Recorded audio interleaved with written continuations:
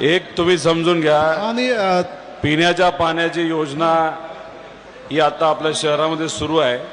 गटरच्या बाबतीत सरळ सरळ नगर परिषद जामखेडली काही कॉन्ट्रॅक्टरला हाताशी धरून कॉन्ट्रॅक्ट मॅनेज केले आणि ते कॉन्ट्रॅक्ट अशा व्यक्तीला दिले की त्याचं आणि गटर योजनेचं वर्षोनवर्ष काही घेर देणं नाही. इतक्या चुकीच्या व्यक्तीला काम दिलेलं आहे, त्याला काही कळत नाही गटर काय असतं. त्याच्यामध्ये तुम्हाला मी विनंती करतो, हा 80 कोटी निधी आज तुम्हाला दिलाय. हे असलं फटीचर काम जर कॉन्ट्रॅक्टर करत असेल, तुमच्या भागात करत असेल, आज हे काम झालं तर 40 वर्ष तुम्हाला नवीन तिथं काम करता येणार नाही. मग कृपा करून असलं फालतू काम जर तिथं शहरामध्ये सुरू असेल तर ते तिथल्या तिथं तुम्ही सर्वांनी थांबवा.